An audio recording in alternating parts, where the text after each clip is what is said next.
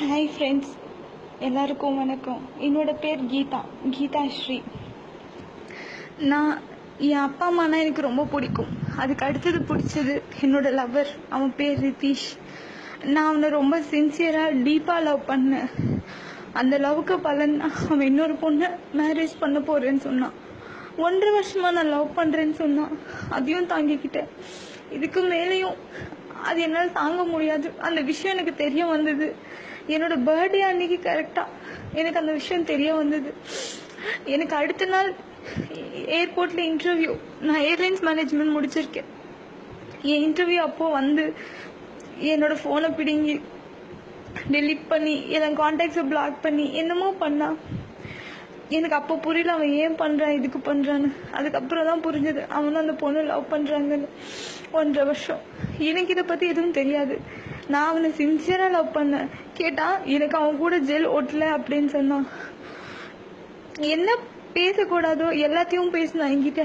அந்த பொண்ணு நானும் எப்படி இருந்தோம், அந்த பொண்ணும் அதே மாதிரி பேசினாங்க. இது என்னோட கடைசி வாக்குமூலம். நான் என் உயிர் விட போகிறேன் இந்த நிமிஷம். நான் இந்த மெசேஜ் ஃபார்வர்ட் பண்ணுறது எல்லாருக்கும் 3:30க்கு. இந்த மெசேஜ் எவ்வளோ ரீச்சபிள் ஆகணுமோ அவ்வளோ ரீச்சபிள் ஆகட்டும். என்னோட சாவுக்கு யாருமே காரணம் இல்லை, நான் மட்டும்தான். எனக்கு லவ் ஃபெயிலியர். என் லவருக்கு நான் ப்ராமிஸ் பண்ணேன், என்னோட ரிதீஷ்க்கு நான் சாக மாட்டேன்னு. ஆனால் என்னால் முடியல. நான் இன்னைக்கு காலையிலேருந்து ரொம்ப சந்தோஷமாக இருந்தேன். எனக்கு பிடிச்ச இடத்துக்கெல்லாம் போனேன். தனியாக பீச் போனேன், ஹோட்டல் போனேன், மால் போனேன், எல்லாத்துக்கும் போனேன், ரயில்வே ஸ்டேஷன் போனேன். தனியாக என்ஜாய் பண்ண எல்லாத்தையுமே. என் அப்பா கிட்ட கடைசியாக பேசிட்டேன், என் அம்மா கிட்ட கடைசியாக பேசிட்டேன், என் தம்பி கிட்ட பேசிட்டேன், லவர்கிட்டையும் பேசிட்டேன். அவனை கடைசியாக பார்க்கணுன்னு சொல்லி கூப்பிட்டேன். ரயில்வே ஸ்டேஷனில் இருக்கேன், வரமாட்டேன்னு சொல்லிட்டான். நான் ட்ரெயினில் விழுந்து சாகுறதா இல்லை எங்கே போய் சாகுறதுன்னு தெரியல. ஆனால் நான் சாகுவேன், அது கன்ஃபார்ம். நான் செத்ததுக்கப்புறம் ரிதீஷ் தான் அதுக்கு காரணம். யாரும் சொல்லவும் வேண்டாம், எதுவும் பண்ண வேண்டாம். நான் சாகிறதுக்கு ரீசன் என் லவ் ஃபெயிலியர், அவ்வளோதான். அதுக்கு ரிதீஷும் காரணம் இல்லை, அந்த பொண்ணும் காரணம் இல்லை. லவ் ஃபெயிலியர் மட்டும்தான் அதுக்கு காரணம். நான் அவனை உண்மையாக லவ் பண்ணேன். வேறு தப்பு செய்யக்கூட என் மனசு வரல. நான் நினச்சேன் அவனை வெறுத்துட்டு போனால் நல்லாயிருக்கும், தப்பாக போயிடலான்னு. ஒரு கட்டத்துக்கு மேலே என்னால் போக முடியல. அதனால அவன் என் கூட இருந்த வாழ்க்கையை நினச்சிட்டு நான் என் உயிரை விட்டுடுறேன். இந்த மெசேஜ் நான் எதுக்கு சொல்றேன்னா, தயவு செஞ்சு எந்த பையனும் ஏதாவது ஒரு பொண்ணை லவ் பண்றேன்னு சொன்னீங்கன்னா இன்னொரு பொண்ணுகிட்ட போய் லவ் பண்றேன்னு சொல்லாதீங்க. இந்த பொண்ணோட மனசு தாங்காது. எத்தனையோ பொண்ணுங்க தப்பு பண்ணுவாங்க, இல்லைன்னு சொல்லல. உண்மையா இருக்க பொண்ணை என்னைக்குமே ஏமாத்திடாதீங்க. அந்த பாவம் உங்களை சும்மா விடாது. 7 ஜென்மத்துக்கு உங்களை துரத்தும். எத்தனையோ பேர் டைம் பாஸ்க்கு லவ் பண்ணுவாங்க. அந்த பொண்ணுங்க டைம் பாஸ்க்கு மட்டும்தான் லவ் பண்றாங்க. சில பேர் உயிரா நினைச்சு லவ் பண்றாங்க.